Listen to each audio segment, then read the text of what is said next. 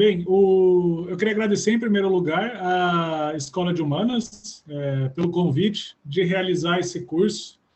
É uma oportunidade singular da gente poder trabalhar e apresentar de uma forma diferente do que a gente está acostumado, né? Todo o resultado da nossa pesquisa, do trabalho que eu venho desenvolvendo ao longo dos anos, né? Essa questão da pós-verdade eu trabalho há quase 4 anos já, mas os temas que estão pertinentes, né, que a gente vai abordar ao longo desse curso, eu trabalho com eles desde a minha graduação em filosofia, né, de certo modo, ou seja, desde 2005 foi o ano que eu iniciei minha graduação, mas especificamente eu trabalho bem com essa questão da verdade e comunicação desde 2008, 2009. Tá?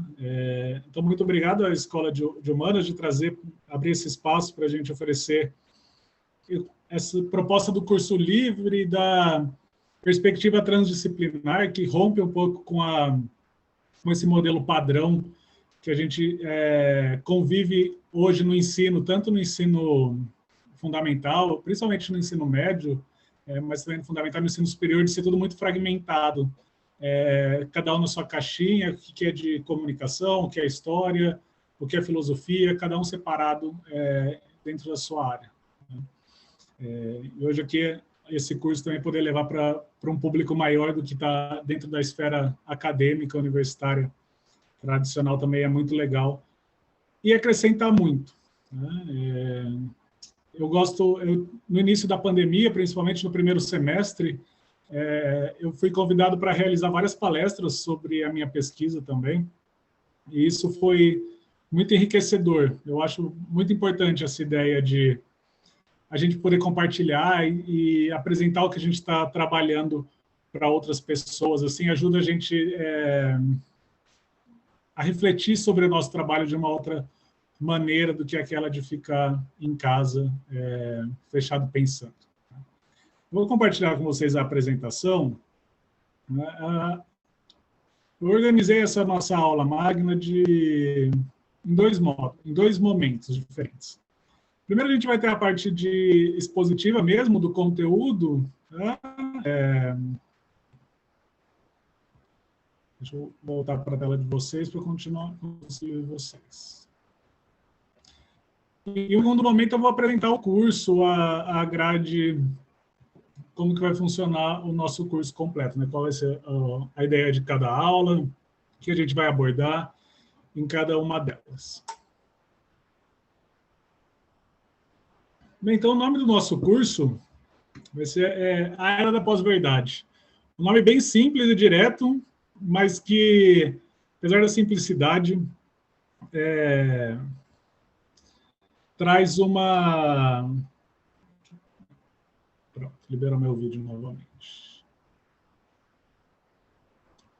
Apesar da simplicidade do título, na verdade, ela acaba escondendo toda uma complexidade do assunto, que é tratar da pós-verdade, né, da pós-verdade enquanto tema, e principalmente para a gente entender o que quer dizer quando a gente diz que existe uma era da pós-verdade. Para onde que vai isso?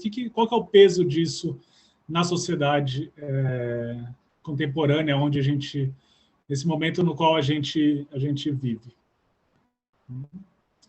Bem, como eu já disse, eu já me apresentei, eu sou Fernando Strongren, eu sou licenciado em Filosofia pela Unesp de Marília em 2010. Logo depois eu iniciei, na verdade, um pouco concomitante, eu iniciei o bacharelado em jornalismo na USC, aqui em Bauru, na minha cidade. Marília também é uma cidade aqui perto, então esse meu primeiro momento de graduação foi aqui no interior de São Paulo. Eu trabalhei também durante alguns anos num jornal local aqui, durante o período da minha graduação. Eu tenho experiência como jornalista também, durante quase 4 anos eu trabalhei no jornal. Depois trabalhei mais em rádio também, numa rádio web. Mas eu sempre gostei dessa área da pesquisa. Né? Eu sempre tive uma atração muito mais forte pela área da pesquisa do que por trabalhar no campo jornalístico mesmo. E daí eu fui mudar para Brasília em 2015, para fazer o mestrado em comunicação na UNB, onde eu estudei história da imprensa anarquista no Brasil. Trabalhei com o jornalismo anarquista no início do século XX. E agora, no doutorado, eu concluí o mestrado em 2017, no mesmo ano que eu dei início ao doutorado, também em comunicação lá na UNB, só que trabalhando a questão da pós-verdade. Eu saí de uma perspectiva histórica da comunicação, de um olhar para o jornalismo, para a história do jornalismo, para olhar um problema muito mais amplo, que é a questão da pós-verdade. Né? Eu estou concluindo o doutorado, a expectativa é que conclua no início do ano que vem, né? Com toda a ajuda que a pandemia nos dá. Além disso, também já fazem 2 anos que eu sou professor de filosofia no ensino superior. Né? Eu dou aulas de filosofia aqui na Unesp, em Bauru, como professor temporário, desde 2019, do início de 2019, ministrando as aulas de filosofia para diversos cursos, principalmente para os cursos de comunicação, como jornalismo, relações públicas, design, mas também já dei aulas de filosofia para administração, para pedagogia, para educação física, arquitetura. Esse semestre eu também estou ministrando, e isso é uma coisa que me desperta um interesse renovou meu interesse em estudar a filosofia, em pensar o aspecto da filosofia para além da filosofia. Né? Porque quando a gente estuda a filosofia na graduação como uma disciplina específica, a gente acaba pensando a filosofia muito dentro dela mesma. Né? Quais são as implicações de determinado pensamento filosófico para as discussões da filosofia? Né? E quando a gente tem a oportunidade de pensar a filosofia para além da própria filosofia, né, como eu vou pensar qual que é o impacto da filosofia para os estudantes de arquitetura ou de educação física, das áreas de comunicação, isso enriquece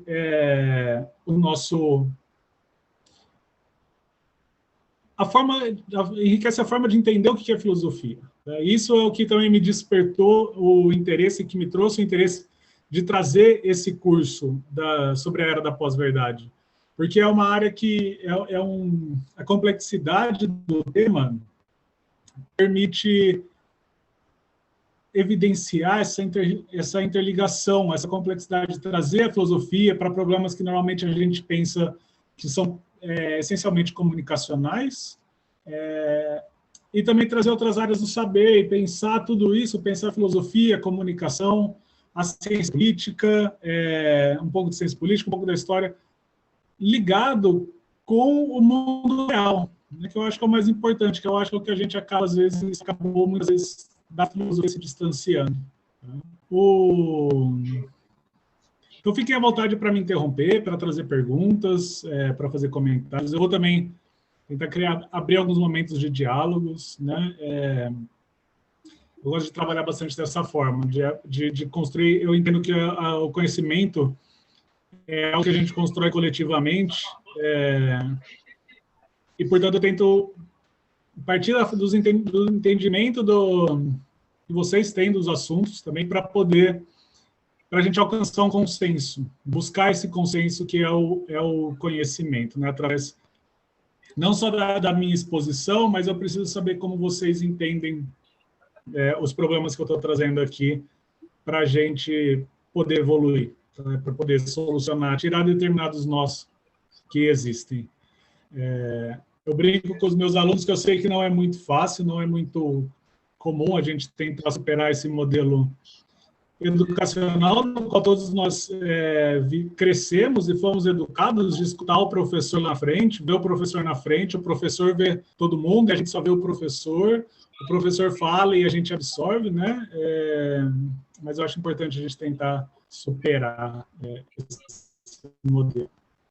Bem, então, vou começar já jogando a primeira pergunta para vocês. Eu queria saber de vocês, o que vocês entendem? Quando a gente fala em pós-verdade, qual que é a imagem, ou o que vem à mente de vocês, de modo geral? Fiquem à vontade para comentar aqui no chat, abrir o microfone. Vamos ver o que vocês entendem para ver se a gente, para ver para onde a gente pode partir e caminhar na nossa discussão.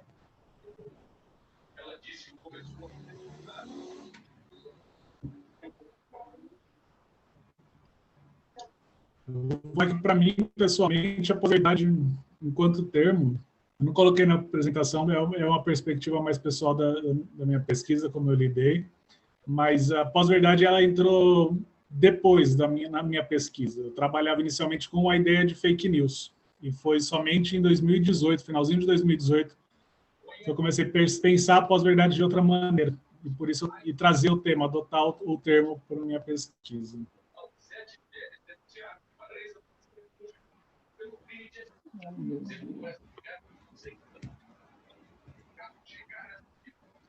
Alguém, qual que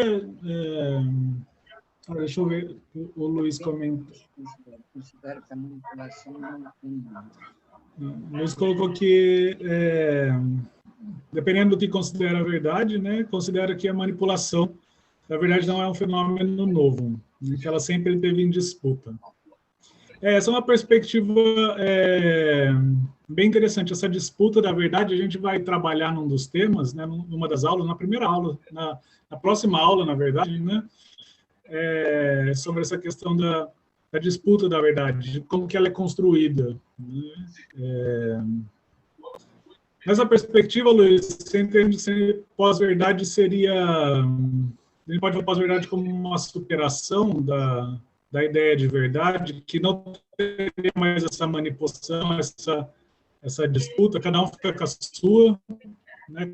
Eu fico com a minha verdade, você fica com a sua, e a gente tem que fazer de conta que está de bem. Seria isso? O Luiz comentou aqui essa questão desde a antiguidade. Esse é um ponto que a gente vai... É uma perspectiva realmente que surge muito do debate.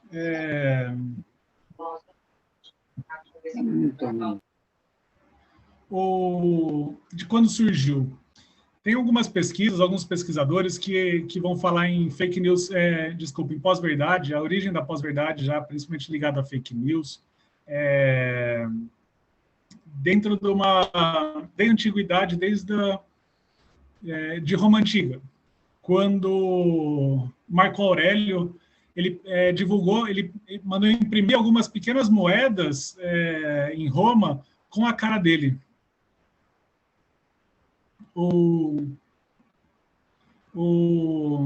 Dizendo que ele era o imperador, era um momento de disputa, de troca do imperador romano, e ele mandou imprimir, cunhar aquelas moedas, né, com o rosto dele, dando a entender, divulgando a ideia de que ele era o novo imperador, quando na verdade não tinha sido escolhido o imperador. Tem alguns autores que vão ainda... Tem outros que vão trazer perspectivas um pouco mais modernas, ligadas à escrita mesmo, né, a métodos escritos, mas já coloca ainda no Império Bizantino também. Se eu não me engano, Justiniano, quando ele morreu, teve um historiador que escreveu vários livros criticando tanto o imperador quanto o antigo imperador e a antiga imperatriz, contando histórias para agradar o novo imperador. Né? Então, a gente tem essa perspectiva bastante complexa de onde que surge, em qual momento aparece as fake news, né? Essa ideia de pós-verdade, de superação de uma verdade que não é. O que a gente pensa, o que é o de mais radical até hoje, foi alguns autores que falam do boato. O boato é a origem da pós-verdade, porque o boato não tem nenhuma ligação com o mundo factual, e o boato sempre esteve presente. Né? Mas pensem, por que se a gente tem o boato desde sempre, desde que o ser humano se comunica oralmente, se a gente tem fake news, essas notícias falsas, desde o Império Romano, desde o Império Bizantino, por que hoje a gente diz da era da pós-verdade? Por que hoje a gente fala em pós-verdade? O que tem de diferente no mundo? Deixa eu voltar aqui para o chat, que alguém tinha comentado alguma outra coisa.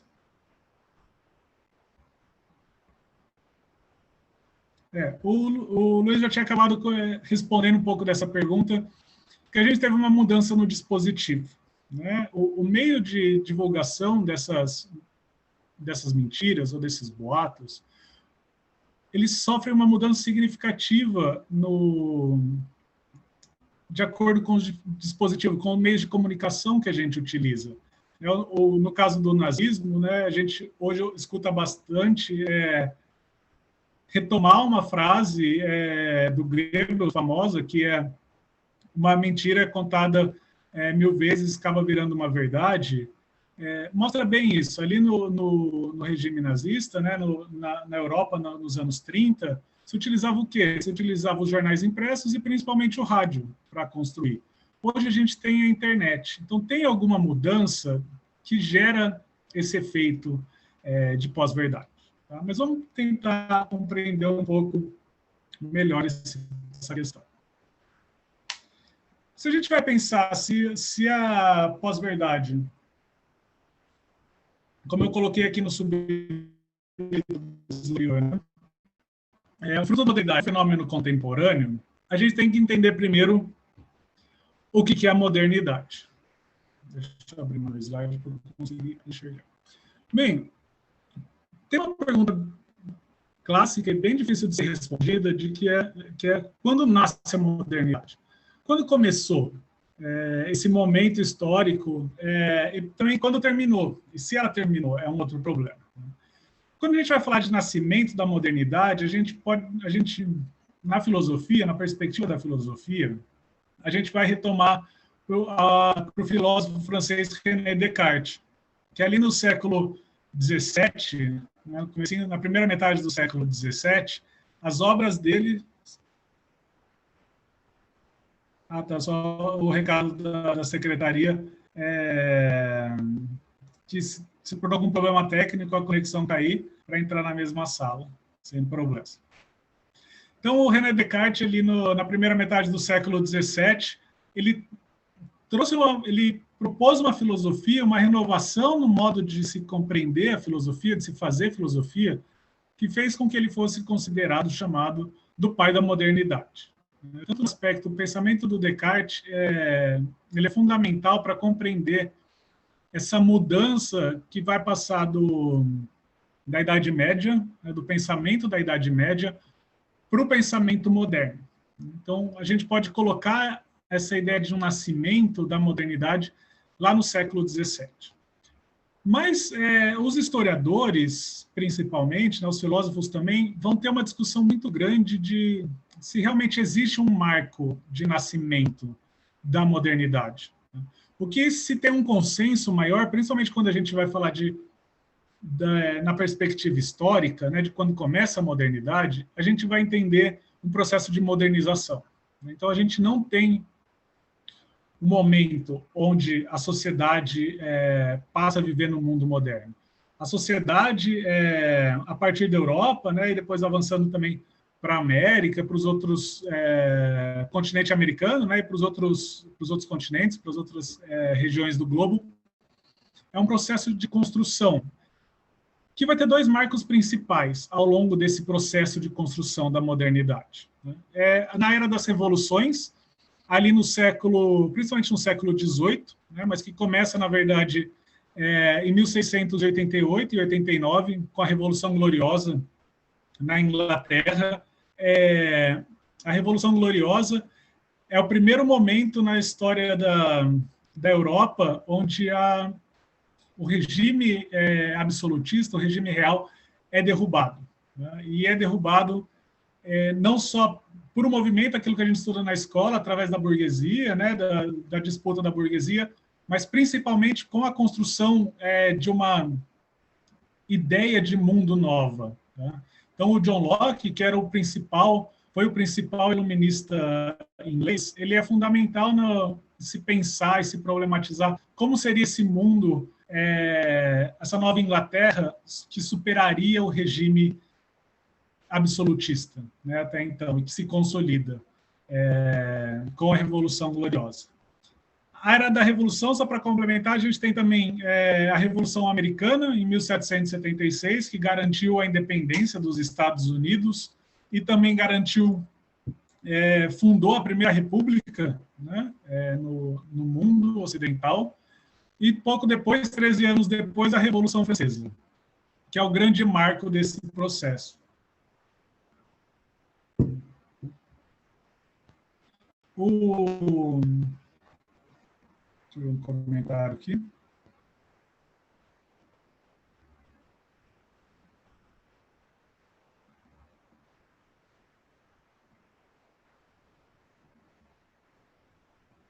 Luiz, realmente, essa questão do iluminismo, a gente vai avançar um pouco aonde que foi, tenta comentar realmente o que aconteceu com esse projeto iluminista, que ele é fundamental para a gente entender a modernidade, né? E a mudança da modernidade, o fim da modernidade. Além da era das revoluções, só para continuar aqui, a gente também tem, dentro desses marcos significativos desse processo de modernização, a gente tem a Revolução Industrial, né, que acontece ali no século 18 e 19, na segunda metade do 18 até a primeira metade do 19. E durante todo esse período está o quê? Está marcado isso justamente que o Luiz trouxe, que é o iluminismo.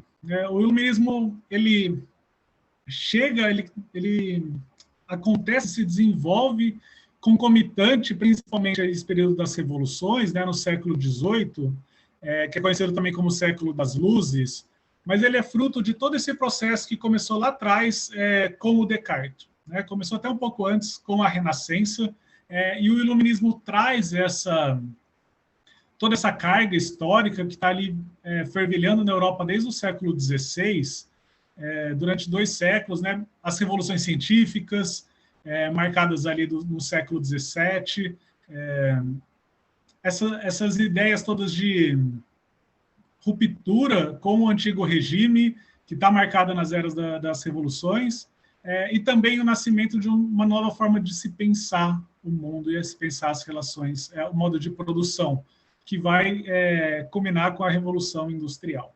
Então, o iluminismo é a grande marca, é a grande forma de se pensar e de se entender aquilo que vai mostrar como que a gente deve pensar e agir dentro dessa modernidade. Quais são as características da modernidade? Uma crítica ao antigo regime. Então, a gente tem ali, desde o Descartes, uma crítica significativa ao modo como era feita a ciência e como era fundada a educação, né, dentro daquele antigo regime. Tá? No caso da educação, o modelo escolástico, que também tinha uma ligação muito grande com a produção da ciência, né? O Descartes ele foi educado dentro da escolástica, que valorizava muito o ensino da matemática, trazia as inovações matemáticas, mas ainda muito preso à forma como a igreja determinava o que poderia ser estudado ou não. Também uma crítica e uma tentativa de superação, então, desse controle da igreja em todas as esferas da vida social, e principalmente no aspecto político, derrubar e superar o modelo absolutista, né, que já vinha há alguns anos consolidado ali nos principais países da Europa. É isso que esses vão ser os adversários e os objetos de crítica do iluminismo e da modernidade como um todo. Com qual objetivo? Com o objetivo de reconstruir uma sociedade com base na razão. É a grande proposta. Quando o Descartes no Discurso do Método, ele traz logo no início de um dos livros, ele fala que o entendimento é aquilo que existe de mais bem distribuído entre os seres humanos. Ou seja, todos os seres humanos têm a capacidade de pensar, de refletir, chegar às suas próprias considerações. A gente não precisa desse papel de controle, essa ação de controle que a igreja e o poder absolutista exercia. O Kant, 100 anos depois, vai apontar a mesma característica, falando que a gente não deve ser mais tutelado. Num textinho curto do Kant, chamado O que é o Iluminismo, que eu recomendo para a leitura, porque é um texto curto, é um texto do Kant que é de fácil leitura também, porque não é uma característica dos textos kantianos serem de fácil leitura, mas esse texto é bem interessante para a gente entender o que é essa proposta do iluminismo. E o Kant está falando o quê? Que o iluminismo é uma perspectiva da gente emancipar, se emancipar dessa tutela que a igreja, e principalmente da igreja, mas também o governo absolutista tinha sobre o pensamento e sobre o ser humano. E se emancipava como? Se emancipava através da razão. A gente tinha uma proposta de substituição dos velhos saberes, né, desses que eu citei, no caso da educação, do modelo da ciência, controlados pela igreja, por uma nova verdade.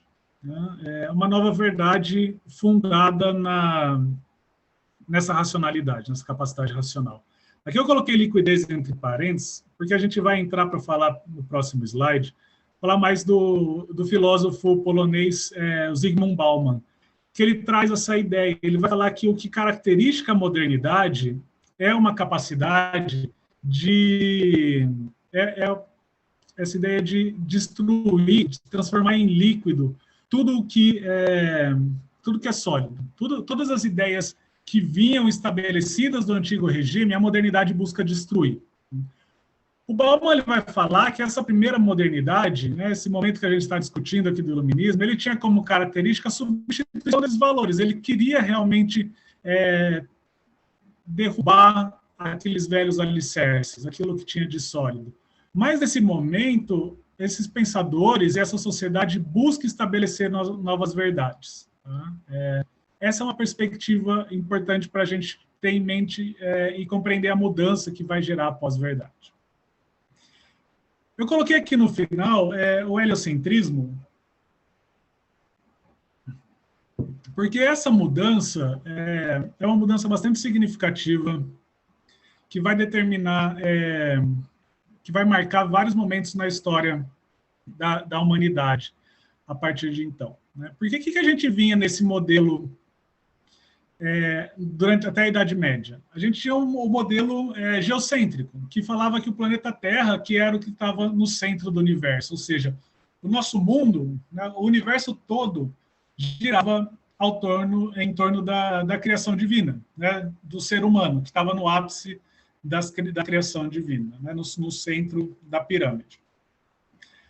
Com o heliocentrismo, proposto por Copérnico no século XVI, e que vai ser defendido pelo Galileu ali no começo do século XVII, o ser humano sofre um baque bem significativo. Né? Imaginem, é o primeiro momento de uma derrubada da verdade que impacta de forma significativa como a gente enxerga o mundo, como a gente vive o mundo. Né? Porque imagina a gente estar numa sociedade onde a gente se entende como centro de todo o universo, se vê como centro de todo o universo.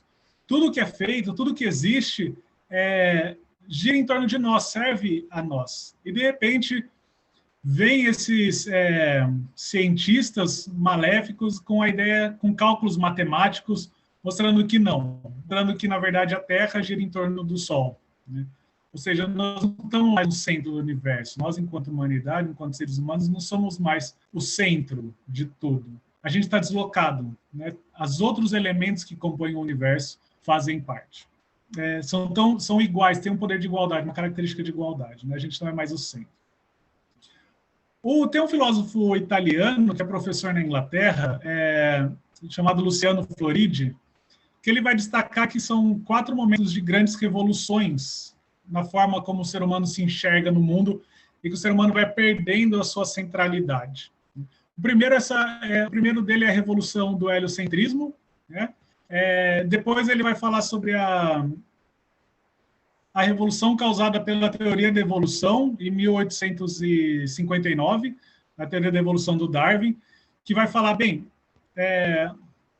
com o heliocentrismo a gente tinha saído do centro do universo, mas a gente ainda estava no topo da cadeia dos seres vivos, né, da evolução. A gente era o ser máximo no planeta Terra.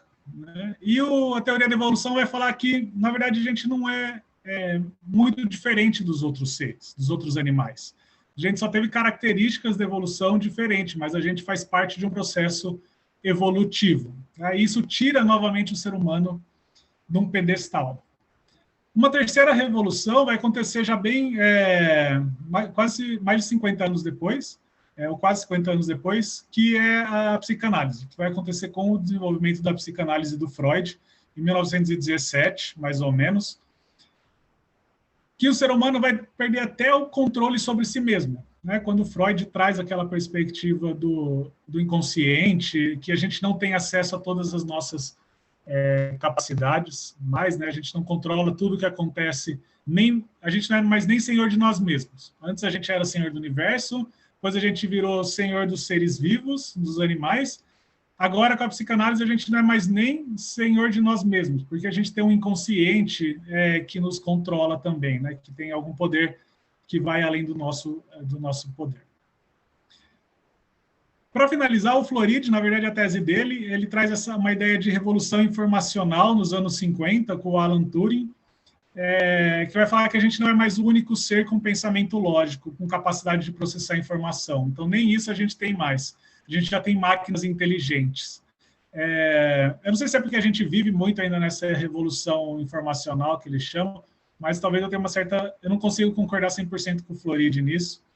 Mas é importante a gente perceber desse destaque que o Floridi traz, dessas perdas de poderes, de centralidade do ser humano, como a gente foi perdendo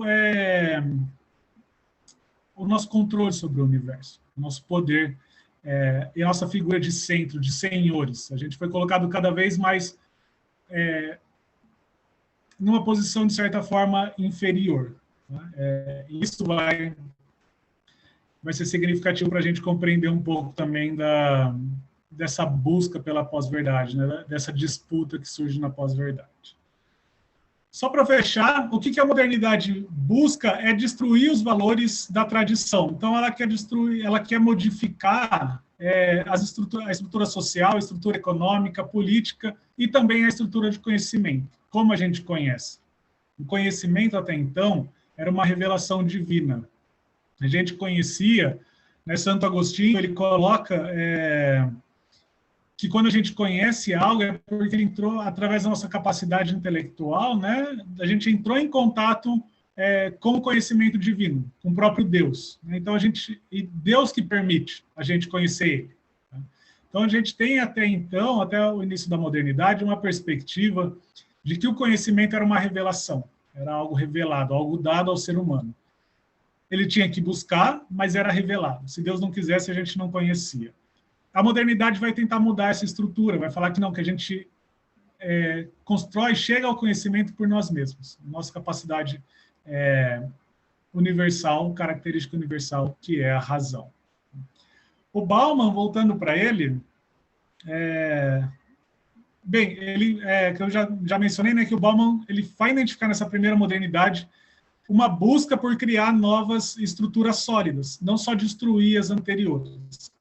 O que é um pouco diferente do que acontece a partir da metade do século XX, né, com uma crise da modernidade, né, que é aí que começa a surgir essa questão que o Luiz colocou aqui no chat, de o que aconteceu com o iluminismo. Né? É a partir ali da metade do século XX que a gente vai começar a se questionar, principalmente na Europa por conta do nazismo, né? Do nazismo e dos regimes fascistas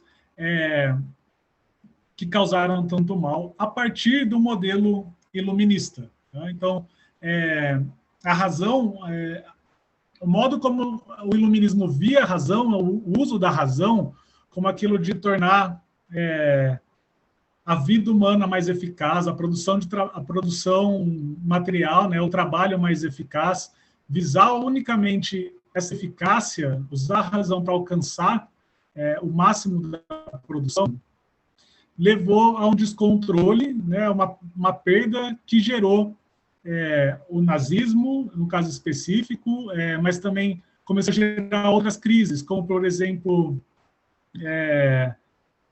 a desigualdade social, né, o sistema que a gente tinha evoluído, que tinha desenvolvido a partir do iluminismo, né, o regime capitalista não estava dando conta de lidar mais com a desigualdade social.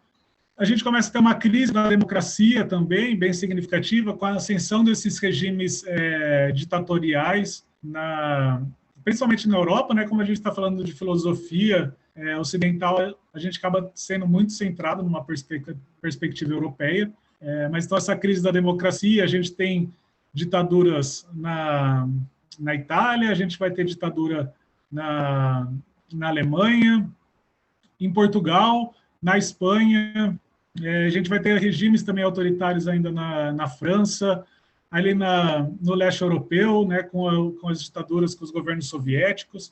Então, a gente começa a surgir uma crise na democracia. E também uma crise na ideia de Estado-nação. A gente já...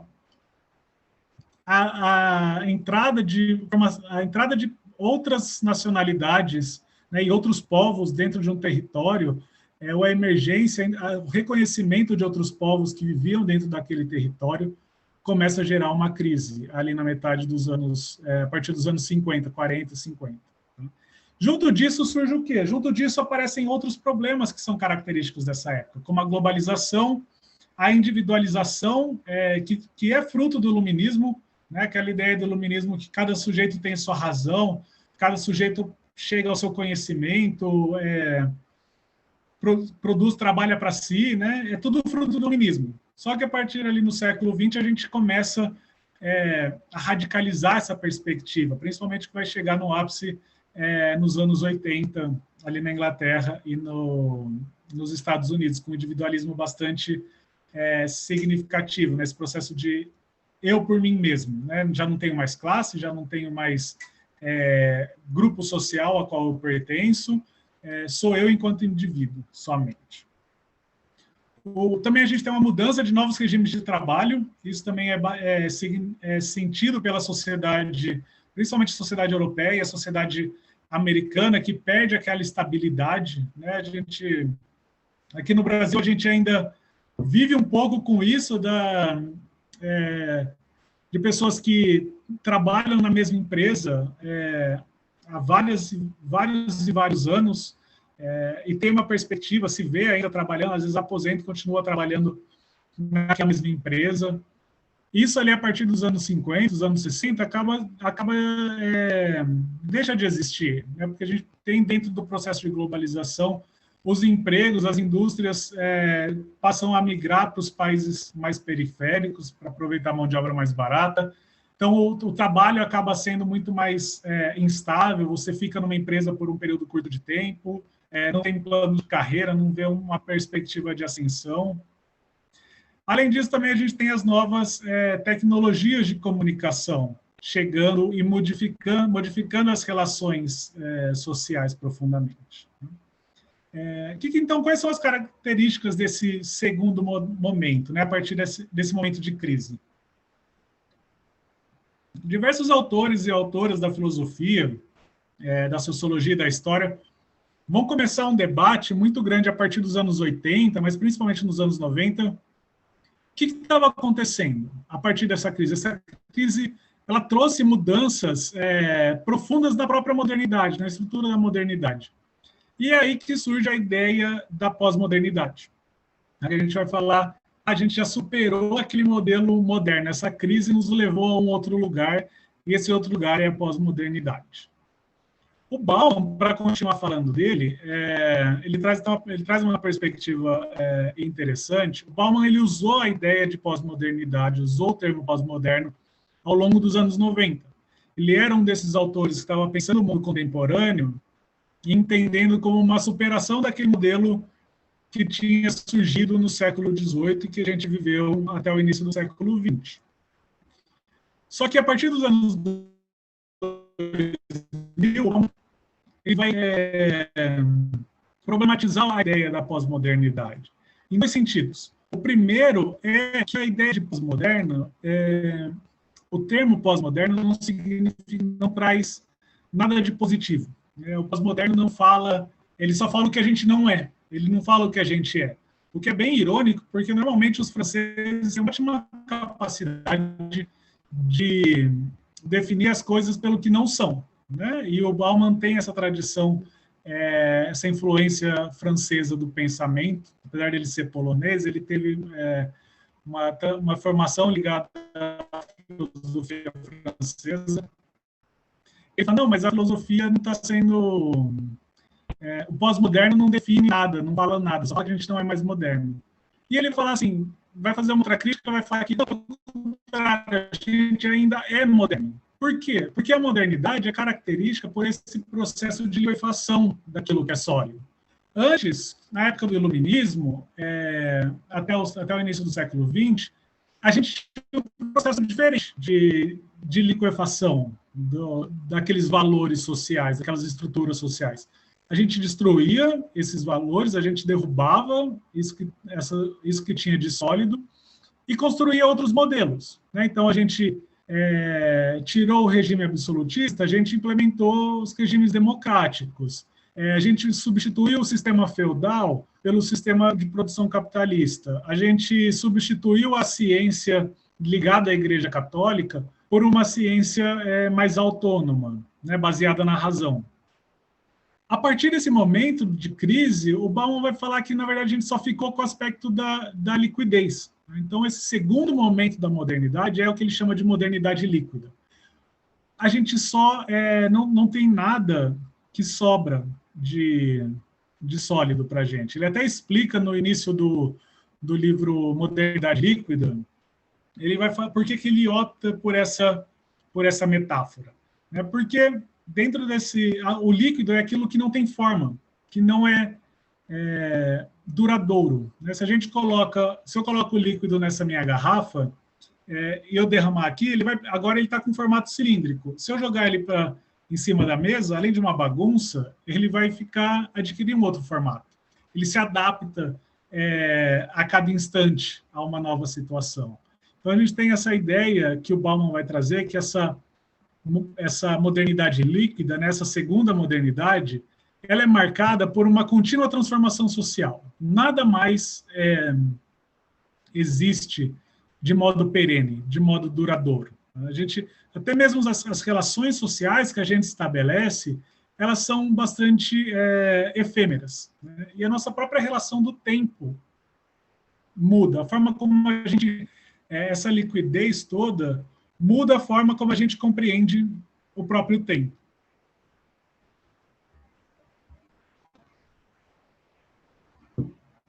Aqui é uma citação dele, ele vai dizer que os tempos são líquidos porque, assim como a água, tudo muda muito rapidamente. Na sociedade contemporânea, nada é feito para durar. A versão resumida dessa frase é uma frase bem característica do Bauman, que a gente encontra em diversos lugares. Ele fala: os tempos são líquidos porque nada é feito para durar. O que ele está falando? Ele está falando que hoje a gente tem uma percepção do tempo completamente diferente. Lembrem da ideia pensem nos mitos gregos. Os mitos gregos são caracterizados pelo quê? Qualquer mitologia, na verdade, por uma repetição. Né?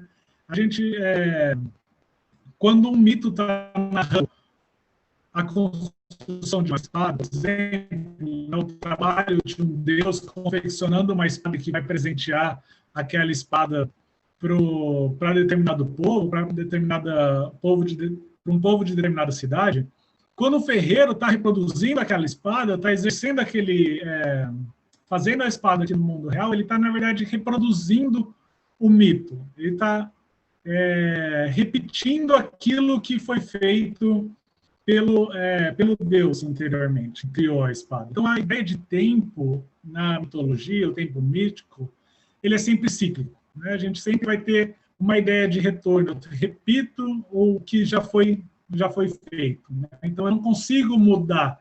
Se a gente pensar no Édipo, o Édipo é o quê? Ele já estava predestinado a fazer aquilo. Não adiantou toda a mudança que ele tentou fazer para fugir do oráculo, de matar o pai, né, e se casar com a mãe. Na verdade, ele reproduziu aquilo, tentando fugir. Ou seja, não tem como você fugir do que já está pré-determinado no tempo cíclico do mito. Com a modernidade, a gente tem uma mudança nessa perspectiva de tempo. Né? A gente vai ter um tempo linear, né? E principalmente numa ideia de crescimento, né? Um tempo que vai evoluindo, vai melhorando. A gente tem uma ideia de acúmulo, né? A gente não volta para a forma como a gente estava antes. A gente sempre vai crescendo, né? Esse tempo é linear. Está no passado, a gente não pode voltar mais e alcançar o que já passou. O Bauman vai falar que o tempo na modernidade líquida, ele é pontilíneo. Né? Então, a gente vive momentos intermitentes e muito curtos de tempo. Então, eu vivo sempre no presente. Meu presente termina agora, amanhã, daqui 5 minutos já é uma outra relação completamente diferente, já não tem nada a ver com aquele meu tempo do passado, aquele tempo que eu acabei de viver de 5 minutos atrás, né? E isso afeta essa relação dessa fluidez, cria uma cultura imediatista, né? Na qual a gente vai... a gente busca o tempo todo saciar os nossos desejos imediatamente, né? Então, a gente não tem mais uma perspectiva de longo prazo. O Bauman mesmo, ele cita que uma vez ele estava dando aula para os alunos dele e falava, citando Sartre, que era o filósofo que ele fala que ele foi o principal filósofo da época da geração dele, né, da formação dele. Ele fala que o Sartre falava que era importante a gente fazer um projeto de vida, pensar no futuro, né? Sabe aquelas coisas de fazer um projeto, escreva onde você quer daqui 5 anos, daqui 10 anos. E daí ele falava isso para os alunos dele, e os alunos dele ria na cara dele, que falava assim, eu não sei nem onde que eu vou estar amanhã, né? Eu relendo isso, vendo essa discussão, eu fiquei pensando ainda mais hoje em dia na pandemia, né? Com a pandemia ainda mexeu ainda mais com essa nossa percepção de tempo, né? Que vou viver ainda mais o imediato, né? Eu preciso viver o aqui e agora, porque eu já não sei mais como que vai se dar o futuro, né? Toda essa incerteza com relação a como será o futuro pós-pandemia, né? Então, a gente vive... para o Bauman, a característica da modernidade líquida tem como planejar o futuro de modo impensável. Tudo que a gente faz é pensando no agora, no imediato, nos nossos interesses momentâneos.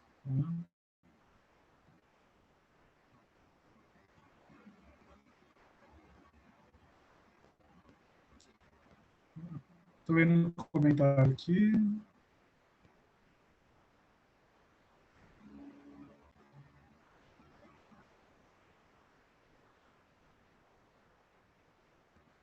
Exatamente, a gente vai... Eu não conheço o Kozelek, Luiz, mas tem bem essa ideia, realmente. Antes da modernidade, o horizonte não muda, né? Se a gente pensar nesse período antes da modernidade, a gente vivia muito dentro da tradição. Então, quem era filho de ferreiro ia ser ferreiro no futuro, né? Tanto que a gente tem aqui em português bastante sobrenomes ligados às profissões que se exerciam, né? Por quê? Porque aquela família era sempre a pessoa nascia em determinada família, exercia determinado ofício e ia continuar sendo, né? É uma coisa estável, você não tinha mudanças de status, você não tinha uma liberdade significativa de escolher uma outra profissão, outro desenvolvimento de vida, né? Com a modernidade, isso começa a mudar, a gente já consegue... o indivíduo que constrói o seu futuro, né? E na modernidade, esse futuro deixa de ser visto a longo prazo, um futuro a longo prazo, né? E o Bauman traz reflexões muito, muito interessantes, também discutindo a questão do consumo, como que isso vai refletir nesse consumo imediatista. É sempre uma perspectiva de quando é novo, né? O que é novo? Por que eu preciso sempre do novo, né? Eu estava planejando as aulas hoje, eu fiquei pensando nessa questão do tempo do celular, porque hoje em dia a Xiaomi e a Samsung, se eu não me engano, ou a Motorola, lançam lançam um modelo no começo do ano, acho que em janeiro, fevereiro, e em agosto e setembro eles lançam um modelo novo, né? A Apple lança um celular por ano. qual que é o avanço tecnológico que tem de um ano para o outro, né? Mas a gente sempre precisa daquilo que está mais novo, mais atual. Por isso que é importante a gente identificar, seguindo essa linha do pensamento do Bauman, que a verdade também é líquida. Né? Assim como a relação com o tempo, a relação com o consumo, as relações afetivas são líquidas na modernidade, né, no momento atual que a gente vive, a verdade também é líquida. Né? Ela também muda e ela também tem essa fluidez. Ela vai se encaixar no recipiente na qual ela é colocada.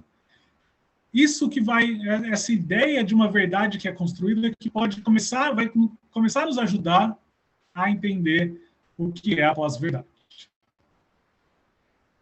Passando para o segundo momento, para dar o 2 ali em vez do 1, né, como pensar, então, a pós-verdade? Né? O que é esse momento, essa pós-verdade? Se a gente entende que ela é fruto dessa crise da modernidade, né, a gente tem que entender o que a gente superou aquele modelo de verdade, né, ou de razão que vinha com o iluminismo. Né? E para a gente pensar a pós-verdade, a gente tem que olhar um cruzamento entre filosofia e comunicação. Eu vou tentar explicar aqui nos próximos slides sobre como a gente pode fazer isso. Antes, o que a gente tem que pensar? São elementos da pós-verdade. Quando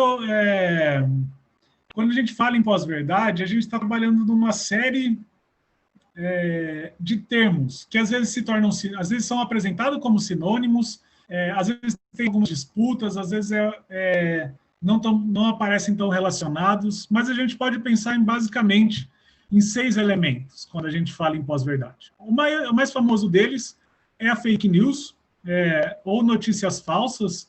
Eu particularmente gosto de usar o termo fake news em inglês, porque eu falo notícia falsa sempre existiu. Né? Tem uma matéria do jornal O Globo, tem notícia falsa desde que existe notícia, né, jornalismo. Mas tem uma matéria do jornal O Globo, de 2016, que eles foram buscar no acervo histórico deles publicações de notícias falsas. E eu acho que as primeiras aparecem no Brasil, acho que nos anos 50 ou 60, tem publicações de notícias falsas envolvendo times de futebol, desmoronamento. Eu gosto da ideia de fake news porque marca que é uma ideia mais contemporânea, algo mais atual, assim, diferenciar, né, notícia falsa. Uma notícia meramente falsa do que produz a pós-verdade. A gente também vai ter o deepfake, que eu nunca vi uma tradução para o português, mas são aquelas manipulações, principalmente em vídeo, mas também em foto, ou em áudio, né? Vídeo e áudio principalmente, mas também em fotos de alta qualidade, que faz com que a gente não perceba. Então, você pode criar um vídeo, por exemplo, do Papa apoiando determinada causa, né? Que o Papa não apoiaria. Né? A gente pode fazer um vídeo de uma determinada celebridade falando qualquer coisa, ou de um político falando, expressando ideias com o objetivo de manchar a reputação dele, né? Ou de determinada pessoa, ou gerar apoio para determinada causa. Né? Então, essa deepfake seria em determinado ponto, seria mais um aprofundamento, uma outra tecnologia mais específica dentro das fake news.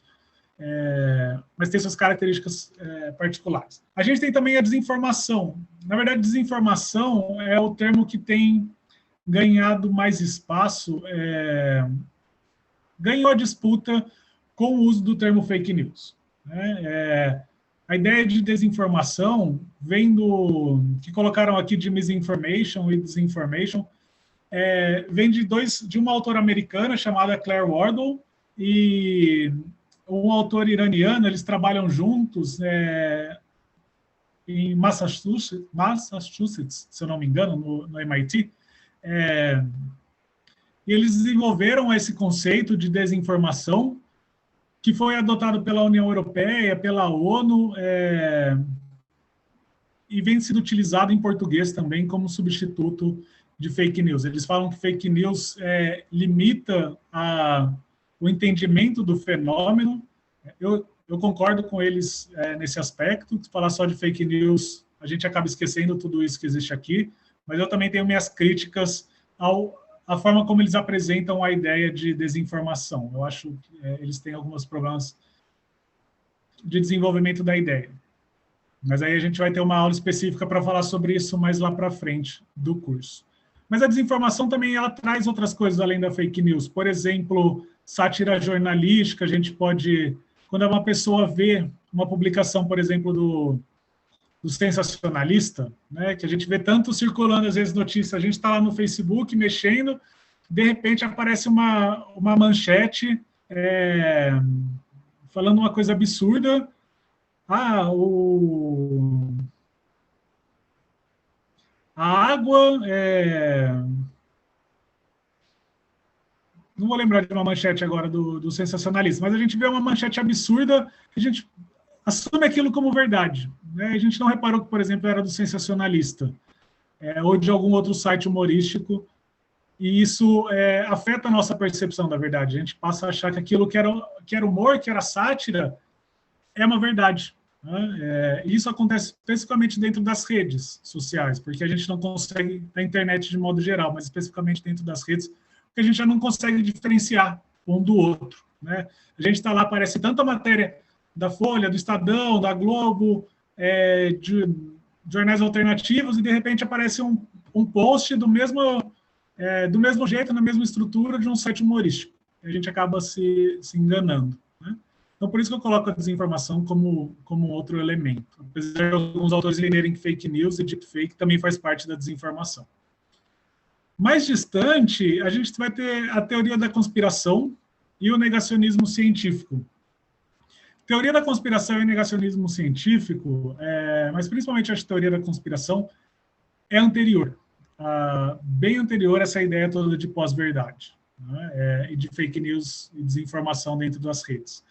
O negacionismo científico, a gente vai ter uma palestra, na verdade, com um especialista, que é o Pedro Bravo. Ele vai vir falar explicar um pouco da história do negacionismo científico, como ele funciona. Na verdade, ele vai ter suas origens próximo, bem no começo dessa crise da modernidade, ali na metade do século XX. Mas a teoria da conspiração existe há muito tempo e está por aí. Hoje, dentro dessa estrutura toda de pós-verdade, dessa verdade líquida, a gente vai entender, ela vai assumir, vai fazer parte dessa pós-verdade. Assim como o negacionismo científico também entra nesse conjunto de elementos. Tá, mas se a gente tem todo esse conjunto de elementos, como que a gente vai conhecer? Estudando um por um, analisando um por um?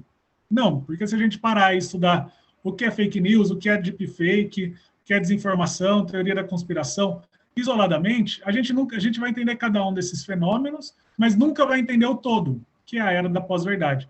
Por isso que a gente tem que olhar em detalhes, em profundidade, e principalmente começar a pensar como a gente conhece a verdade.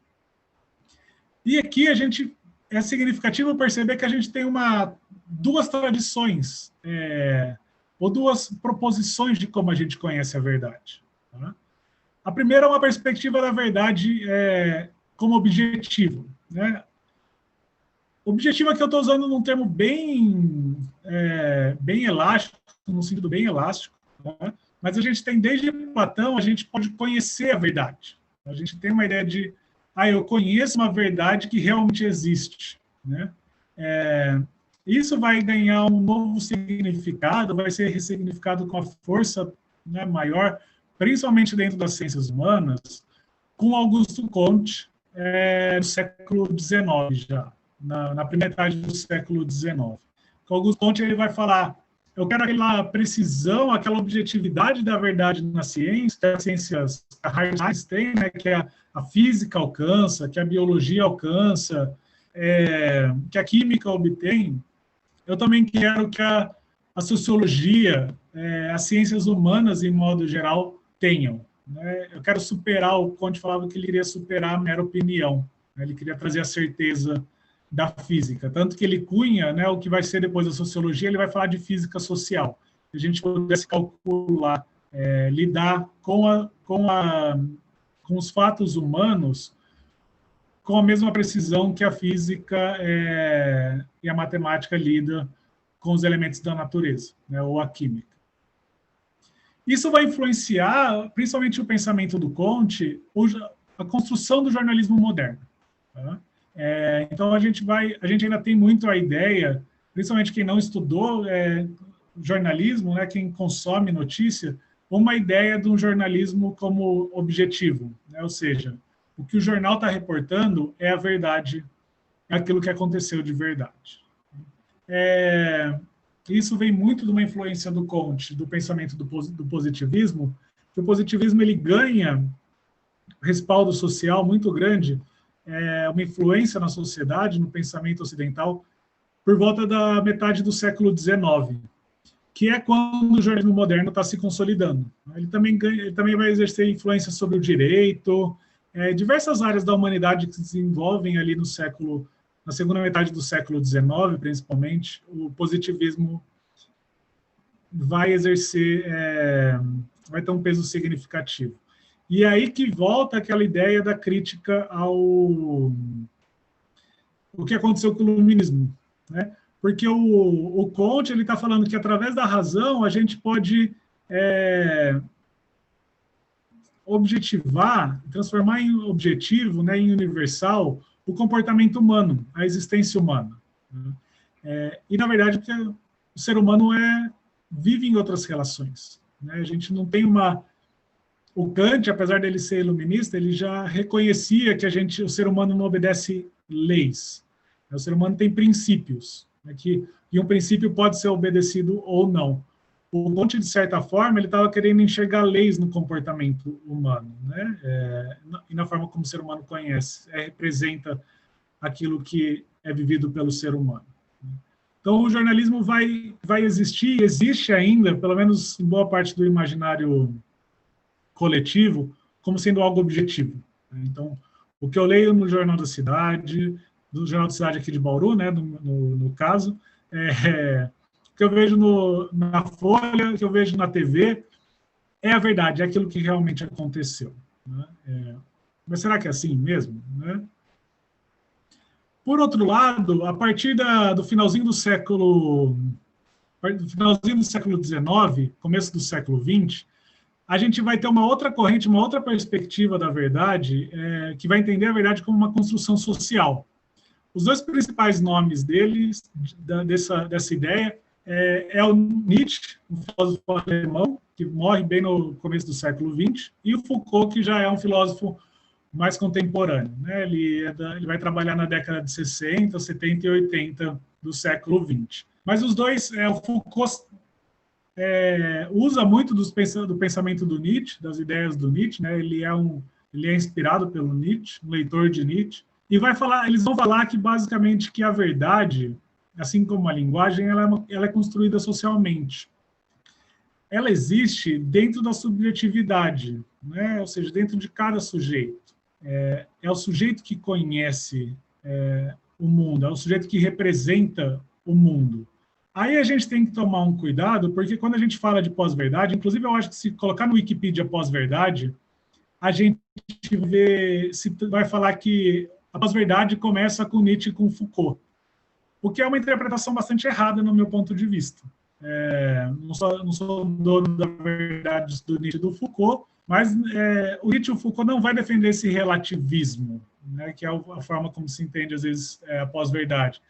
Para o Nietzsche e para o Foucault não é que cada um tem a sua verdade, mas a verdade ela é construída socialmente. Né? Então, a partir dessa dinâmica social, a gente vai criar regras ou definições do que é verdade. Né?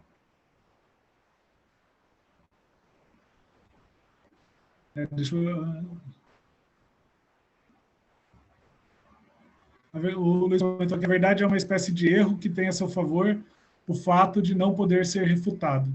Exatamente, Luiz, mas o que o Nietzsche vai falar, que, por exemplo, o Nietzsche tem um texto dele que eu gosto bastante, eu já li acho que mais de 7 vezes, e eu falo que cada vez que eu leio eu percebo coisas novas e diferentes. O Nietzsche vai falar que, por exemplo, o que a gente entende por folha. quando a gente fala em folha, né, uma folha de árvore, a gente não está se referindo a nenhuma folha, né, mas foi uma construção social que foi definindo algumas características e a gente estabeleceu aquelas características como folha. Então, por exemplo, não é só o fato dela ser verde, de ser uma entidade orgânica, porque senão a gente pode falar grama é uma folha ou não é? Isso tudo é uma construção social, né? E isso vai passar, por exemplo, como se constrói a verdade. O Foucault vai levar isso para como se constrói a verdade. O Foucault ele traz essa ideia de... A questão do fato é que, opondo ao Comte, né, o Nietzsche, e daí o Foucault, em consequência, vai criticar o Comte, numa perspectiva de que o próprio fato, a forma como a gente vê o fato, é uma disputa. É aí que está aquilo que colocou lá no início da verdade como uma disputa, que ela sempre foi uma disputa. O Foucault traz bastante isso de que a gente vai definir o que é a verdade, né? E são atores que estão brigando para se determinar como se conhece a verdade. Então, por exemplo, agora a gente está tendo uma briga séria para ver qual vacina do coronavírus é mais eficaz, né? Saiu primeiro a da Pfizer, falando que era 93%, 92% eficaz. Aí saiu uma outra essa semana, da Moderna, falando acho que 95%. E acho que hoje ou ontem saiu do Coronavac 97%. Qual que é a disputa por trás disso? Qual que é o exame, qual que é o teste correto que vai avaliar, né, o percentual? Como que eu avalio essa eficácia? É um procedimento que é determinado através de disputas, né? Então, o determinado grupo vai falar, não, o modelo, a forma como a fabricante Moderna testou a vacina não é válido, porque tem tal, tal e tal problema. Outro grupo vai falar, a Moderna vai falar, não, esse modelo é o correto, ele deve ser assim que deve ser testado. Outros grupos, como eu vi hoje na rádio falando, alguém falando na rádio, infelizmente, eu acabei ouvindo, a pessoa falando que não tinha que ter vacina, que a vacina não vai ser a solução, porque uma vacina demora tempo para ser feita, né? Não pode ser feita assim tão rapidamente. Ou seja, ele estava questionando a validade de qualquer uma dessas vacinas que está sendo produzida num espaço de tempo de um ano, de um pouco mais de um ano, de cerca de um ano, na verdade. O que são essas? São as disputas que o Foucault vai falar. Então, a gente tem o fato que é a existência do vírus, que a gente está buscando uma solução, né? E qual que vai ser, como que vai ser a construção da solução? Quais são os métodos utilizados para construir, entender o que é o vírus, entender como se combate o vírus e como se encontra uma solução. Os fatos são o mesmo, a existência do vírus e a solução para a doença, né? Mas a gente vai ter uma disputa sobre a forma como é construído. Então, a gente tem que entender que tem essa diferença do pensamento do Nietzsche e do Foucault com relação ao relativismo, né? Ou ao subjetivismo muito radical, de que a verdade é de cada um, como a verdade é subjetiva, cada um tem a sua e ponto final. Não é isso que eles estão falando, é sempre uma ideia de construção social. Vai ser um ambiente de disputas, né?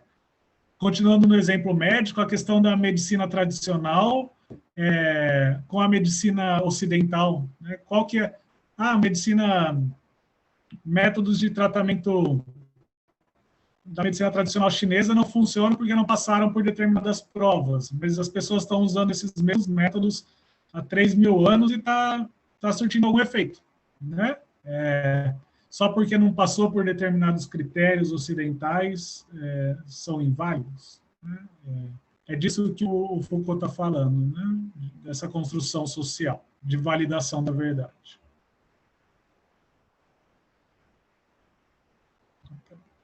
Slide repetido. Já avançando para a ideia de entender o que é pós-verdade, tem essa definição do Lee McIntyre, num livro que chama Pós-Verdade.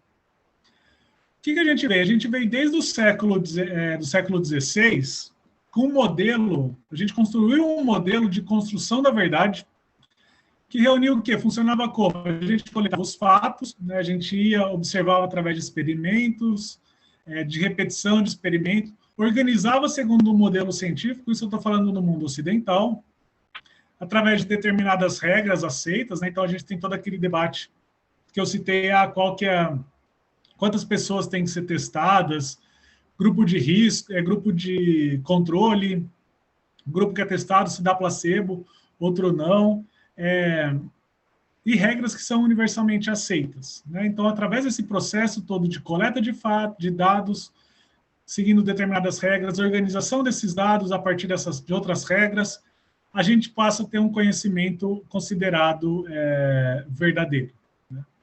O Lee McIntyre vai falar que hoje a pós-verdade não quer dizer que a gente não tem mais verdade. O que ele está falando é que o termo pós-verdade, né, a partícula pós, vai falar que a gente superou esse modelo que a gente viveu, desde que a gente se utilizou desde o século XVI.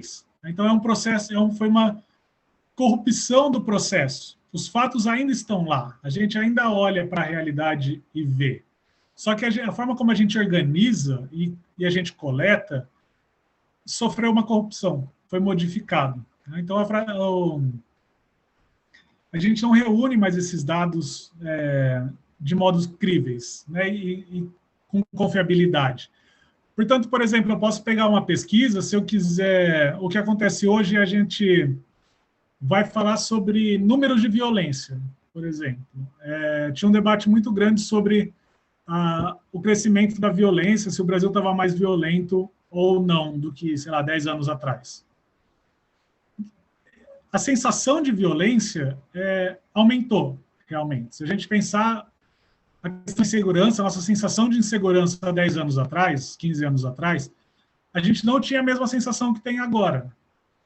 Apesar disso, os fatos, os dados estatísticos mostram que a violência diminuiu nos últimos anos. No modelo clássico da gente entender a verdade, a gente vai reunir os fatos sociais, os dados que estão ali expostos, essas pesquisas sobre violência, levantamento de registros de crime, de assalto, de morte, para falar se a sociedade hoje, o mundo hoje é mais violento ou não do que há 10 anos atrás. A pós-verdade está falando o quê? Esse processo de pós-verdade. Eu não preciso me segurar nos dados científicos. Eu posso ignorar determinada pesquisa. Né? Não tem problema. Eu posso passar por cima. Eu posso colocar a minha sensação como fonte da verdade. Né? A gente tem aquele discurso de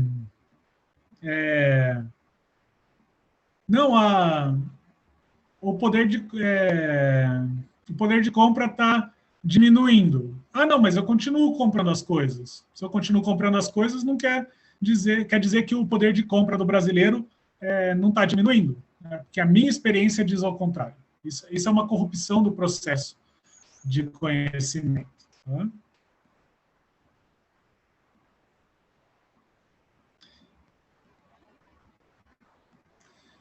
Seria uma intencional.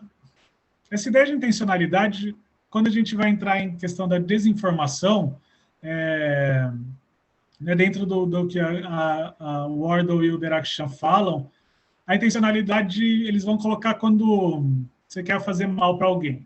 Porque pode ter o caso do sensacionalista, por exemplo.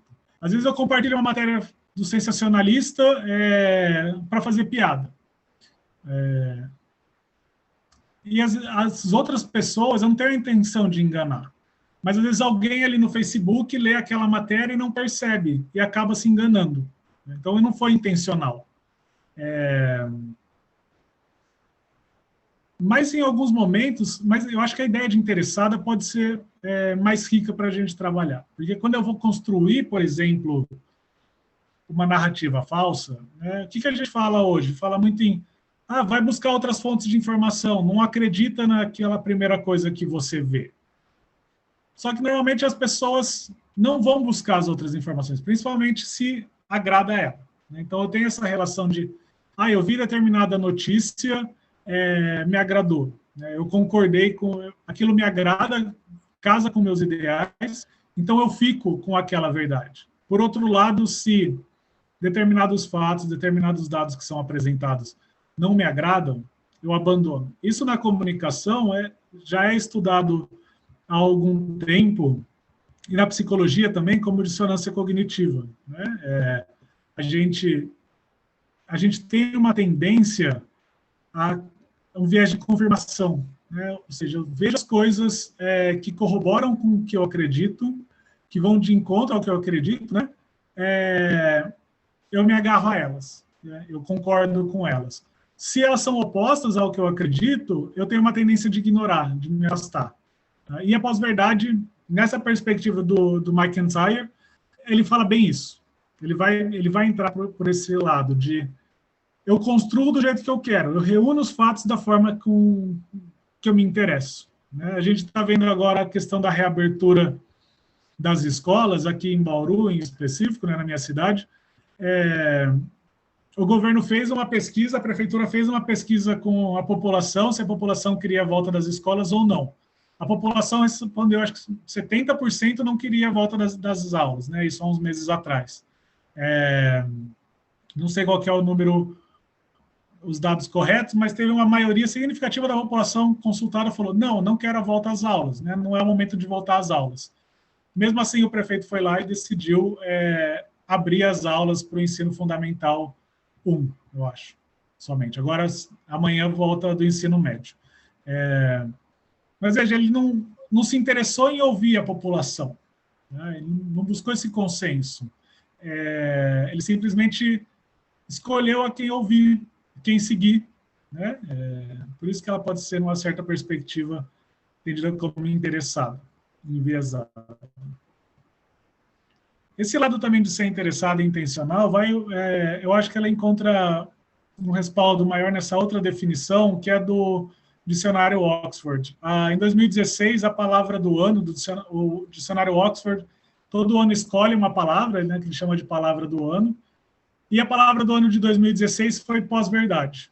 O dicionário Collins, que é outro dicionário britânico, ele escolheu a palavra a palavra do ano de 2016 foi fake news. Né, que está relacionado, né, para mostrar o peso. Então, pós-verdade para o dicionário Oxford, ele define como aquilo que é relativo ou denota circunstâncias nas quais os fatos objetivos são menos influentes na formação da opinião pública do que apelos emocionais ou crença pessoal. Então, aqui essa tendência, apesar de eu gostar mais da definição do McIntyre, mas aqui está a mesma ideia, de que os fatos objetivos, como a gente recolhe os fatos ou seleciona os fatos objetivos, não tem tanta importância. A gente, na hora de construir o que a gente entende como verdade. Aqui eu tenho algumas críticas com relação a essa ideia de opinião pública também. A gente ainda pode falar de opinião pública, mas essa ideia de apelo emocional ou crença mostra bem essa ideia do viés de confirmação, né, que a psicologia já aponta. Bem, então, como a gente deve entender a pós-verdade? A gente tem que dar um olhar, para compreender esse fenômeno complexo, a gente tem que ter um olhar transdisciplinar, que é justamente a perspectiva aqui a proposta, né, da Escola de Humanas em todos os cursos, sempre um olhar transdisciplinar para as questões. Então, de modo geral, eu gosto de olhar para a questão da pós-verdade sobre 3 esferas diferentes. A primeira é a perspectiva da epistemologia, né, que é essa forma de como a gente constrói o conhecimento, como a gente vai alcançar uma verdade, como a gente vai definir o que é verdade ou não. Depois a gente tem também uma questão comunicacional, num sentido mais tradicional do termo. Né?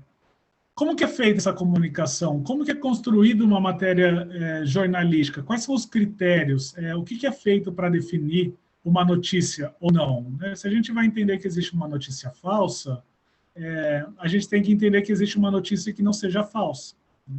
Né? E como que é feito esse processo? E, principalmente, como que a comunicação, os meios de comunicação, constroem a narrativa hoje, né? Tem um autor estadunidense chamado Neil Postman, que ele vai apontar, num livro dos anos 80, como o debate político na televisão virou muito mais uma perspectiva de entretenimento. Isso empobreceu o aspecto racional do debate. Ele não entra na perspectiva de...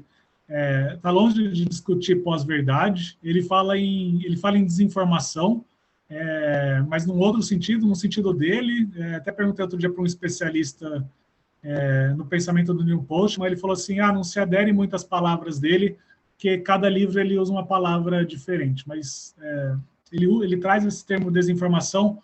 Por quê? Porque a forma como a televisão traz as informações, traz as notícias, encadeada, uma hora a gente está falando sobre notícia política, sobre guerra, aí de repente a gente coloca uma notícia sobre celebridade, depois a gente entra para o comercial, vai falar de produtos, uma questão que no comercial a verdade já tem uma outra perspectiva. Isso tudo é uma construção de narrativa característica da comunicação, né? E a gente tem que pensar nessa perspectiva também. E uma outra perspectiva é da comunicação já enquanto tecnologia. Então, como as tecnologias, né, como os meios de comunicação, o uso da internet, por exemplo, ajuda a construir uma outra narrativa de verdade, né? Eu citei lá no começo, por que boato, por que as notícias falsas dos anos 30, a gente não entende, por que a gente não vivia essa era da pós-verdade? O que tinha de diferente? Tinha de diferente a internet, né? Hoje tem de diferente a internet. É a internet que cria um novo ambiente, uma nova organização social, e até nos traz os dados uma nova perspectiva epistemológica, né? Então, a gente tem que pensar esses três aspectos, né? Do epistemológico, o comunicacional e o da tecnologia de comunicação. E vai ser nesses três aspectos que a gente vai pensar a estrutura do nosso curso. Eu vou passar rapidamente, porque eu estou falando há bastante tempo. Na nossa próxima aula, a gente vai entrar na perspectiva de discutir mais a fundo a verdade na filosofia. Então, a gente vai começar discutindo a verdade como um problema da filosofia, quando que ela surge, como que ela surge, marcadamente em Platão, né, em oposição aos sofistas, chegando à perspectiva já moderna do empirismo, do racionalismo, com a questão do Kant, que o Kant definindo, né, trazendo uma explicação sobre como funciona, como a gente alcança o conhecimento, que vai servir de base para todo o desenvolvimento da modernidade. Depois a gente vai aprofundar essa discussão que eu trouxe aqui rapidamente sobre a verdade como objetiva ou como uma construção social, né? Então a gente vai trazer um pouco do Nietzsche, do Foucault, do Comte também, para compreender esse problema. Na aula seguinte, a gente vai buscar entender como a verdade age no mundo. Qual que é o efeito da verdade? Normalmente, quando a gente está discutindo, a gente trouxe aqui muita questão da saúde, né? Trouxe, por exemplo, a questão da vacina, do coronavírus. Qual que é a disputa sobre a verdade de determinar como funciona, como que vai ser aceita ou não a validade de uma vacina, a eficácia de uma vacina?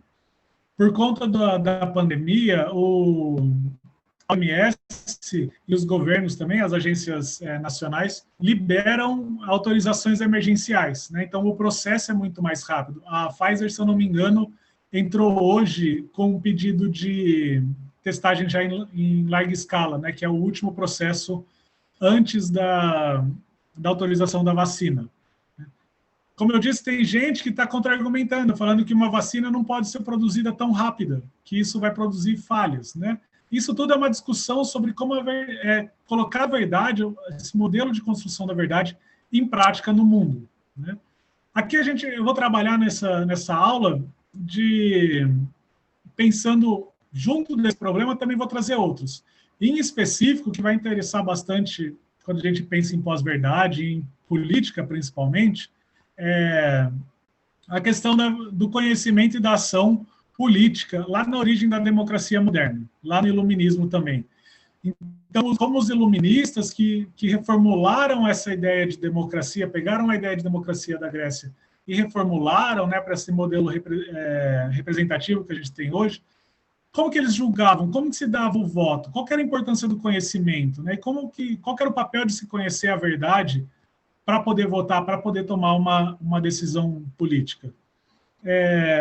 O Stuart Mill, se eu não estou enganado, se eu estou citando o autor correto, não tenho agora de cabeça, não tenho agora anotado quem que é, mas ele fala que a democracia sempre vai se corrigir, porque a maioria das pessoas, estando bem informadas, elas vão optar por aquilo que é melhor.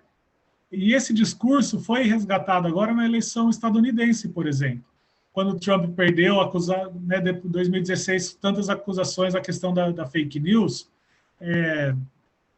se resgatou essa frase lá do século XVIII, falando que a população já não agora estava bem informada e percebeu que o Trump não era um bom candidato, não era uma pessoa apta a governar, por isso que optou, por isso que a maioria optou pelo Biden, não pelo Trump. Tá? Então, essa é uma perspectiva, e essa opinião bem informada que vai ser utilizada no voto, no processo democrático, ela é baseada na verdade. Né? Então, é o primeiro reflexo da verdade agindo sobre o mundo.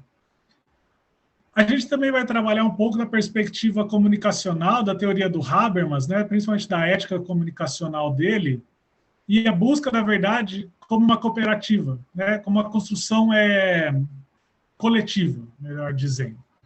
Todo mundo participando e todo mundo concordando, discutindo e chegando a uma conclusão através do consenso do que é o certo e do que é o errado. Então, a gente vai agir sobre o mundo a partir desse consenso. E essa totalidade, né, dessa participação coletiva na construção do conhecimento, para o Habermas, ela é muito mais efetiva do que aquela visão iluminista do Kant de um sujeito de conhecimento, que conhece sozinho. Então, é uma outra perspectiva da verdade agindo sobre o mundo e buscando aquilo que os iluministas queriam, que era um mundo melhor, né? Construir uma proposta de mundo melhor, aí a partir de uma busca consensual, de uma busca coletiva, construção da verdade. Na quarta aula, se eu não me engano, vai ser no dia 30 de novembro, a gente vai ter a nossa primeira palestra, vão ser 2 palestras, com Pedro Bravo. O Pedro Bravo ele é graduado e mestre em filosofia pela Unesp de Marília, e atualmente ele faz doutorado em filosofia na USP. Ele trabalha com filosofia da ciência, mas tem estudado também bastante a questão do negacionismo científico. E nessa palestra ele vai abordar um pouco da história do negacionismo científico, as formas com que o negacionismo aparece, e também as relações do negacionismo com teorias da conspiração, como que elas se ligam. Na quinta aula, a gente vai falar um pouco sobre verdade e verossimilhança, discutindo um pouco de estética. Esse é um aspecto que me interessa, apesar de eu não trabalhar com a questão estética, né? Mas essa relação como a tecnologia mudou a nossa relação, a representação e a tecnologia de representar o mundo mudou a nossa relação com a verdade, né? Então, no primeiro momento, esse que eu chamei "E a máquina liberou a imaginação", a gente vai falar sobre como a invenção da fotografia liberou o pintor da função de representar o mundo de maneira fidedigna. Se a gente olhar, por exemplo, as pinturas aí até o começo do século XVIII, elas tinham uma tendência para o realismo. E depois, a partir do surgimento, principalmente, e da consolidação da fotografia, que trazia um retrato mais fiel do mundo que estava sendo representado, a obra de arte passa a ser mais livre, né? O pintor passa a poder representar não mais a verdade do mundo, né? A forma como ele via o mundo, mas como ele sentia o mundo. Então, toda essa questão da vanguarda, de uma relação de vanguarda também, dos movimentos de vanguardas na pintura e no cinema, e a relação com a verossimilhança, né, que a tecnologia permite. No segundo momento, isso que eu chamei de "E a máquina aprisionou o mundo", a gente vai falar justamente como essa Ciência, num segundo momento, tomou conta do audiovisual e também do jornalismo, né, por meio da fotografia, e construiu uma imagem do cinema e do jornalismo, principalmente, como espelho do mundo. Aqui é uma metáfora bastante comum. Na sexta aula, a gente volta com uma palestra, dessa vez da Mariana Serigato. A Mariana, ela é jornalista, ela também é mestre em comunicação, aqui pela Unesp, pela Unesp de Bauru. Ela fez doutorado na Unesp Marília em Ciências da Informação e trabalha hoje, ela é professora da pós-graduação da Universidade de Tiradentes, lá em Sergipe. Ela trabalha com educação para a mídia. E nos últimos tempos, ela trabalha nessa questão da educação para a mídia como modo de enfrentar a desinformação. Então, ela vai trazer um pouco dessa perspectiva, um caminho, uma saída para superar a questão da desinformação, né, das fake news. Então, um conceito e abordagem da educação para a mídia, os conceitos-chave de leitura crítica e a própria leitura crítica aplicada às fake news.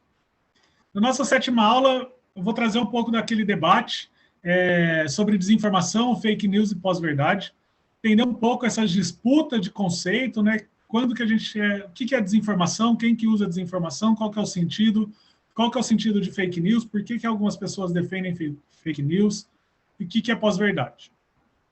Além disso, a gente vai abordar a desinformação como um problema discursivo, naquele aspecto que eu disse de comunicação, se a desinformação, se a fake news, se a pós-verdade, ela é fruto simplesmente de uma notícia que é construída errada, de uma narrativa que é feita de modo desvinculado da realidade, ou se tem algo a mais. E esse algo a mais é o que a gente vai encerrar nessa aula, que é a pós-verdade como efeito sistêmico, né? De todo esse ecossistema comunicacional que a gente vive, tecnológico, como isso produz a pós-verdade. Então, a gente vai trabalhar esses dois aspectos, o discursivo e o tecnológico. Na oitava aula, a gente caminhando para o fim, a gente vai falar já, trazer essa ideia de horizontes futuros e caminhos possíveis, pensar soluções, como a gente vai seguir nesse mundo da pós-verdade. Não adianta só a gente refletir sobre o passado, mas também pensar como a gente deve caminhar. Então, a gente vai trabalhar a perspectiva da questão epistemológica, né? Então, aceitar ou negar essa nova epistemologia, essa nova forma de construir a verdade. A gente vai retomar um pouco do Habermas ali, a ética comunicacional como um caminho para construir um consenso. E na perspectiva da questão comunicacional, a gente vai abordar o jornalismo, os novos caminhos e velho compromisso, né? Como uma perspectiva para como o jornalismo pode trabalhar para ajudar a superar a questão da pós-verdade, encontrar, né, esse caminho de retomada que o jornalismo tem lutado hoje muito, né? A marca da gente ver essas propagandas contra a desinformação, contra a pós-verdade dos jornais aqui a gente produz, a gente checa os fatos, né? E como que o jornalismo deve trabalhar com isso. E também falar sobre tecnologias da comunicação, os impactos e as responsabilidades, né? Então, qual que é o papel do Facebook na pós-verdade, na criação dessa era da pós-verdade, do Twitter, do Instagram, do WhatsApp? Elas têm um papel central? Qual que é o papel? E como elas devem assumir a responsabilidade? Devem simplesmente cortar o conteúdo ou tem algo mais profundo que deve ser feito? Né? Simplesmente excluir uma matéria falsa, tirar ou marcar um tweet como sendo desinformação é o suficiente? Ou precisa de algo mais profundo para a gente superar essa questão da pós-verdade? Na nossa nona aula, a gente vai fazer um encerramento retomando os principais problemas abordados e propondo um debate bem significativo. Eu gosto bastante dessa perspectiva do debate e acho que aqui vai ser o momento da gente juntar tudo isso que a gente viu em 8 aulas, né, numa maneira intensa ali, com aulas 2 vezes por semana, trabalhando vários conteúdos, toda essa complexidade do que vem da filosofia, que vem da comunicação, um pouco da história, da ciência política, e tentar organizar tudo isso de maneira coletiva através de um debate. Então, eu acho que esse é o momento de encerramento, de colocar tudo para fora e reorganizar aquilo que a gente aprendeu ao longo de 8 aulas, em 4 semanas. Pessoal, muito obrigado. Eu acabei tomando bastante a palavra, não dei tantos espaços para perguntas, mas podem ficar à vontade agora para perguntar. E aproveitando também, já para convidar para fazer a inscrição no curso completo, lá pelo site do Escola de Humanas. Também qualquer coisa pode escrever para mim, ou escrever para a secretaria da Escola de Humanas, que o e-mail está aí. Então, pessoal, vou deixar, na verdade, vou deixar a transmissão mais um pouco aqui, depois eu interrompo ela. Se quiser abrir, fica à vontade de abrir o áudio para fazer perguntas, tirar dúvidas, fiquem à vontade. Fê, eu vou me despedir. Está me ouvindo? Oi, Lu. Sim, sim. Falando que gostei bastante. Se você puder me passar um pouquinho dessas aulas, acho que a gente podia avaliar, de repente, algum dos itens para uma eventual matéria. E queria agradecê-lo, então. Porque é muito amplo, né? Apoio. Sim, conseguiu me ouvir? Na verdade, aqui eu estou indo além da pesquisa, assim, né? Minha pesquisa no final é só uma parte, só essa parte mais da tecnologia, né, do jornalismo, da parte epistemológica. Aqui eu trago logo para um curso muito mais completo, envolvendo tudo que eu estudo esse tempo, né? Mas depois eu mando, eu escrevo sim e a gente vai conversando. Muito obrigado por ter vindo participar. Imagino que você está cansado da correria desses dias, né? Uma correria mesmo, mas muito obrigado. Legal mesmo. Imagina. Obrigada, Fê. Obrigado. Imagina. Beijos.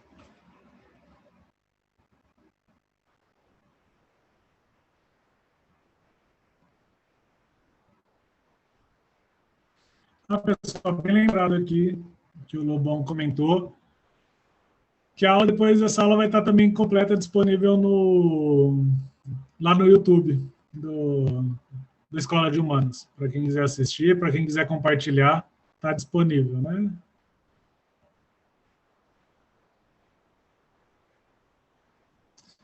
Mais alguma pergunta, pessoal? Um comentário?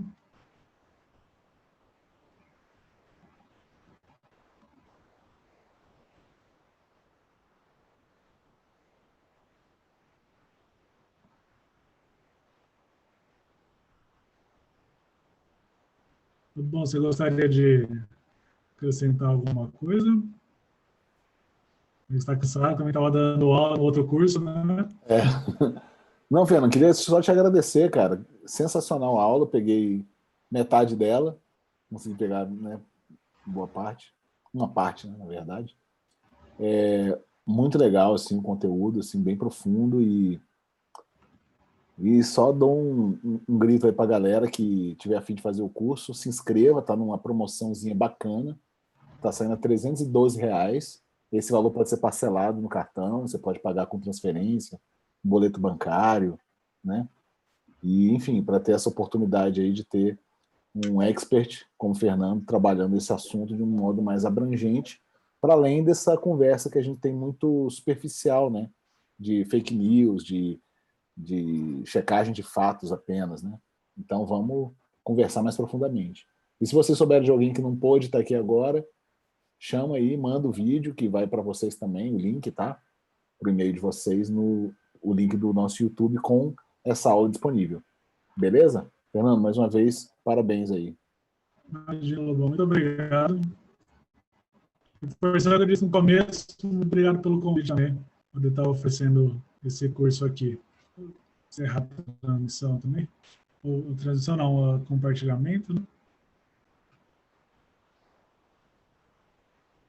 Pessoal, então, Queria agradecer a presença disso, participar aqui ativamente, compartilhar um pouco do que eu tenho estudado e que agora nas próximas semanas, nas próximas aulas, a gente vai aprofundar em cada um desses aspectos, tentando amarrar de maneira mais clara todos esses elementos que vêm da filosofia, esses elementos que vêm da comunicação, que vem da história também, essa discussão que foi colocada de quando que começa, o que era, até onde que vai, até onde a gente vai no passado, o que é bom entender, as diferenças de cada elemento que compõe a pós-verdade.